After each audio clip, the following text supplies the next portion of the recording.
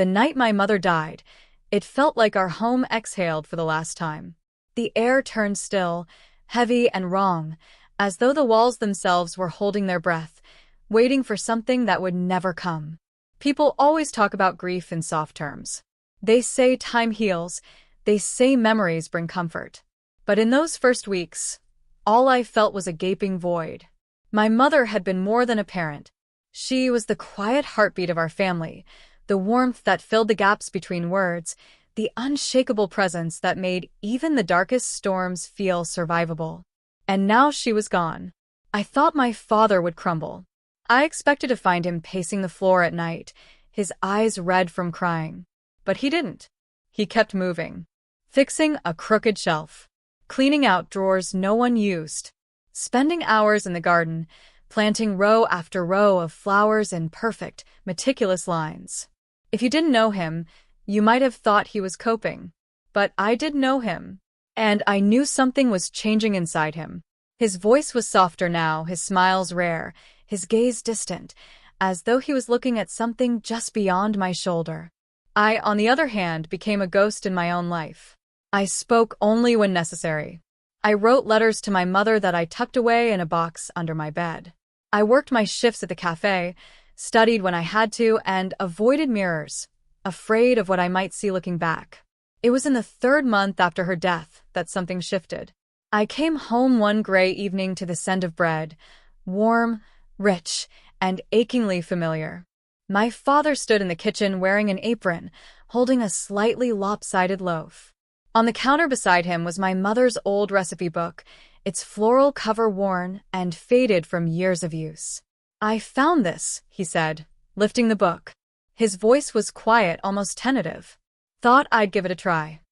The bread was imperfect, uneven, dense in the middle, but when I bit into it, I felt something in my chest loosen. It was the first time in months I'd tasted comfort. That night was the beginning of something unexpected. Every weekend, my father and I chose a recipe from that book and made it together. Sometimes we succeeded. Other times we failed so spectacularly that we'd end up laughing until our sides hurt. Once, a cake collapsed entirely, and instead of throwing it out, we ate it straight from the pan with spoons, pretending it had been our plan all along. Cooking together became our ritual, a way to touch pieces of my mother without falling apart. But the changes in my father didn't stop there. He began taking evening walks, at first alone, then gently inviting me along. He signed up for a woodworking class at the community center. He started keeping a small leather notebook in his pocket, jotting down ideas, memories, and I would later find out, things he wished he'd said to my mother. One evening in late autumn, the air thick with the scent of burning leaves, we were walking past the park when he spoke. "Your mother always believed we could make something beautiful out of anything," he said, his eyes fixed on the bare branches above us. "Even sadness. I think she was right. We just have to keep trying." His words lingered in my mind for days. It was then I realized he wasn't just surviving grief, he was shaping it into something else. And if he could do it, maybe I could too. I joined an art group at the same community center, where he took woodworking. At first, I sat in the corner, keeping my sketches to myself. But over time, I began sharing them. The group encouraged me, pushed me, made me see beauty in my work that I had never noticed before. Thursday nights became sacred. My father and I would return from our classes, each carrying our creations. We'd sit at the dining table, showing each other what we'd made, a carved birdhouse for him, a painted canvas for me. Slowly, our house began to fill again. Not with the same warmth my mother had given it, but with something new, something we were building together. Winter came, and with it, quiet evenings by the fire. Sometimes we spoke of my mother. Other times we sat in silence, the crackle of the fire the only sound between us. One night, I found my father in the garden, sitting beneath the soft glow of lanterns.